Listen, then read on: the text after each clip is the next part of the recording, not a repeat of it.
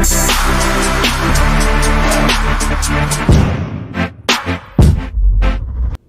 guys, right now we're going to cover two of the main types of investments, which is either an appreciation investment or an equity investment, and the cash flow investment, right? So we kind of touched base a little bit on the video where we were describing the 1% rule, where we talked about if you're not keeping in line with that 1% investment, what are you investing in? You're investing in the potential for that property to appreciate over the years, and you're still going to recapture that profit otherwise, right? So what is better? What is cash flowing better, or is appreciation better? And there's a lot of differing opinion on this, and it really boils down to your long-term strategy, your long-term goals, what market you're in, and what you're trying to accomplish. Okay, so what would be a market that's better for appreciation or high equity?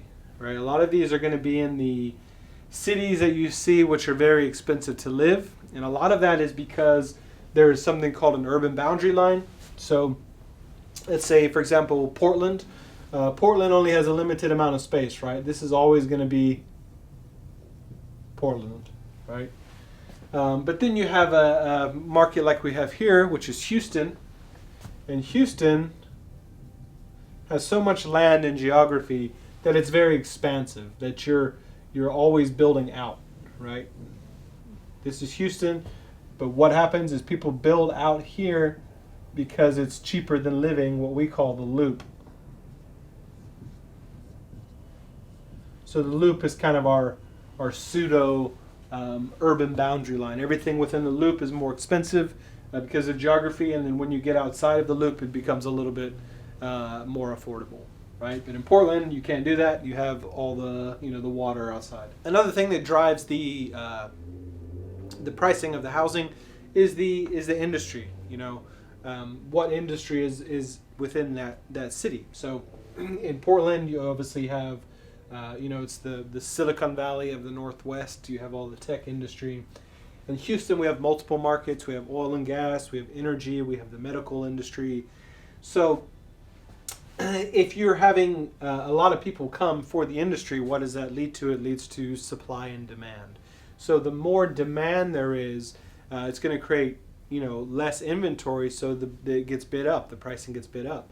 If you have an apartment in downtown and you have 200 applicants all trying to move there because of the good economy and the good jobs, then that's going to inevitably drive the pricing up, and it's going to lead to an expensive market. So in a market where you have all this extra territory, people build outside and they have to commute, and then they're paying less for that, right? So if you're in an area like Portland or San Francisco or New York, then that going back to the 1%, it's going to be very difficult to cash flow on a lot of these properties. So you are buying a property for the growth, the capital growth, the equity within that property, right? So which is better? If you are banking on the investment purely for appreciation and equity, that's really a hypothetical number, okay? If you have a note on the property for $100,000 and the property is now reappraised, it's revalued at $200,000, you have $100,000 of equity, right? So let's say in Portland you bought this property for $400,000, right? But now 2 years later it's worth $520,000. So if I sold it, I have $120,000 of equity.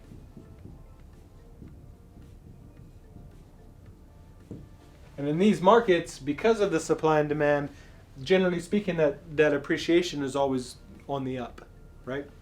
If you're in a lower end market with all of these new properties going up, all the land and geography, then it's not necessarily going to appreciate the same.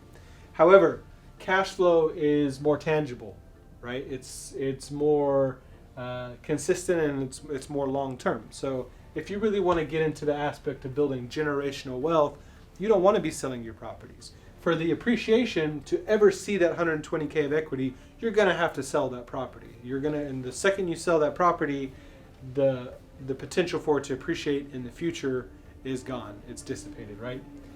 You're no longer the owner. But if you have the rental property, what's happening is you are getting your $300-400 every month of cash flow, but at the same time you probably will have a little bit of appreciation. And it really comes down to a trade-off. If you're in the Midwest, or somewhere like Indianapolis or Kansas City or Oklahoma, you're going to have very good cash flow. You're going to be buying a house for $60,000-70,000, and it's going to be renting for $800, $900, $1,000 every month. So you're getting a good chunk of change every month. But what happens when in 4 years' time you decide you want to liquidate and invest in something else? Well, the value of what you bought it from to the value of that day is not gonna be drastically different, right? You're gonna recoup some, but not a ton back, right? So it's definitely a trade-off. So here at Right Way, we are mainly focused on buy and holds. Okay. And the reason we're focused on those, besides some of those aspects we covered, is less volatility, generational wealth, retirement. So why would you think it's less volatile to be buying a buy and hold?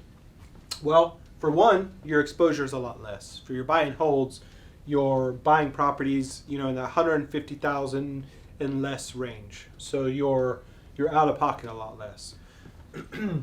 Another one is less volatile.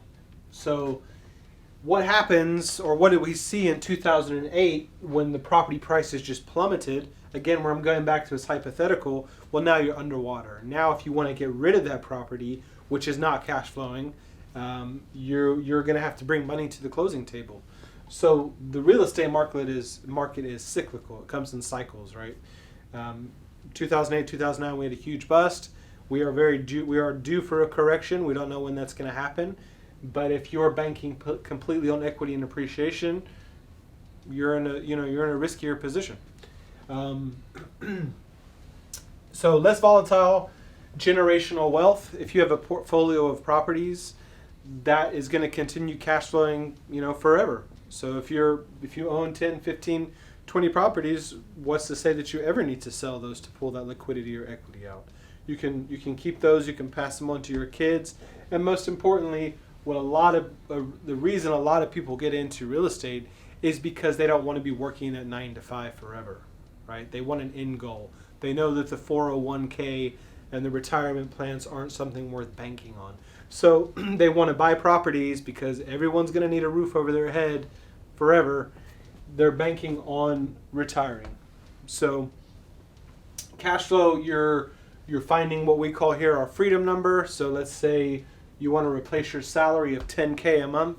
How many doors do you need to replace that, right? If you're making $300 per door, then you need 30 doors to be able to retire. So if you are selling off those properties, you do get a good chunk of change, but you don't get that mailbox money. You don't get that residual income. So they both have their merits. They both have their benefits.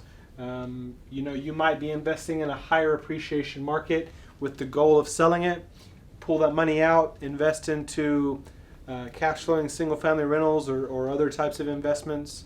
And if you're based in the Northwest or you're in Southern California or the East Coast, then that might be the best thing for you because you're in your local market. You can view the properties, you can see them. You're not confident enough to be an out-of-state investor, so you're buying those types of investments. Okay.